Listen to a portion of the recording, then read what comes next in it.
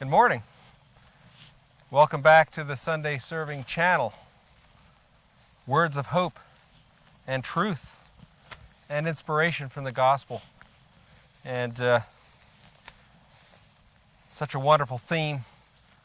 What does Jesus mean with his teachings? And his teaching on the Sermon on the Mount is really the heart of the gospel, where Jesus gathered his disciples, sat them down and said, hey, listen to this. This is important. This is a new way, a new teaching of what I want you to do, how to follow me. And I think today we come to probably, I would say, the most exciting, the most challenging, but the most exciting, the heart of the Sermon on the Mount is this passage today about loving your enemies. Jesus teaches us to not hate our enemies, but to love them. And here it is, Matthew chapter 5, starting at verse 43.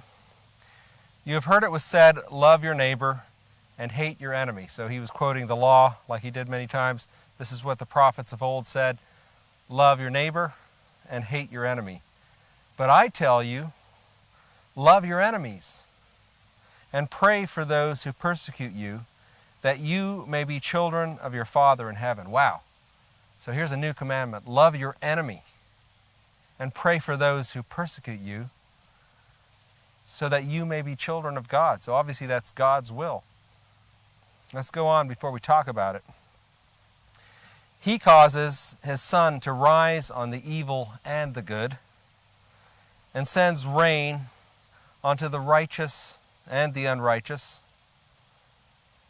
If you love those who love you, what reward do you have? Are not even the tax collectors doing that? And if you only greet your own people, what are you doing more than others? Don't even the pagans do that?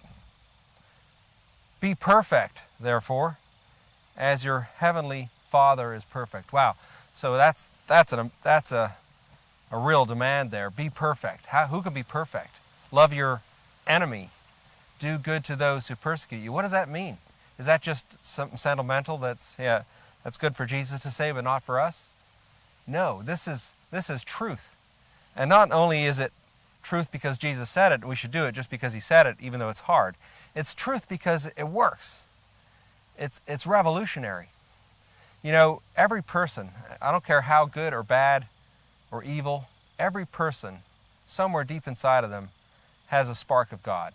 That's what is meant by we were created in the image of God. There's a little bit of good in the most vile person, just like there's a bit of evil, a bit of bad in every person, no matter how good they are. No one's perfect. So there's this spark of God in everybody. And when we run into troubles with disagreements, enemies, people that are trying to do bad things to us, whether they're people or even groups of people or nations, we can get into a fight and we can, hit back, we can yell at them, we can do evil things back. But is that going to change anything? And Jesus shows us a better way. Look for what's good in someone and love that. That's loving your enemy. Look for what's good, love that. Don't return hatred, don't return violence, but love your enemies. That's what's going to change your enemy and change the situation that we're upset about. This love will transform the most evil person. We have to believe in that. That's Jesus' way. That's how Jesus changed people, by loving them.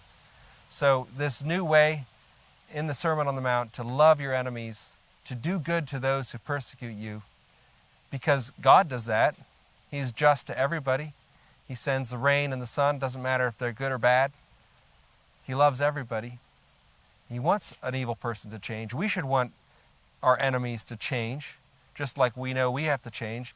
And to accomplish that, let's follow Jesus' command here to try to love our enemies. Try. It doesn't mean we're going to be perfect, but we can try to be perfect. God and Jesus wants us to follow his example in our will. If we want to do that, that's what he means by being perfect. It's not being a perfect person, but to perfectly long to want to do good, to love our enemies, to follow his commandments.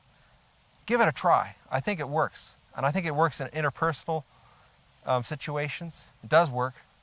And it also works between groups of people and families, in churches, in neighborhoods and cities and races, all these tensions that come between people, and even between nations. This can work. Loving your enemy, doing good to those who persecute you. I think that's the kind of revolution our world needs. It's high time to take these words seriously and try to put them into practice. So let me know what you think. Subscribe to this channel, send any reactions or questions, and God bless you. Have a wonderful day. Remy, who should we take you to go and try to do something good for? She's struggling with this too. She sometimes barks at people, and I remind her of these passages. And what really helps with Remy is if you offer her a little bit of food, then she doesn't treat you as an enemy anymore. Maybe food diplomacy is something we should think about.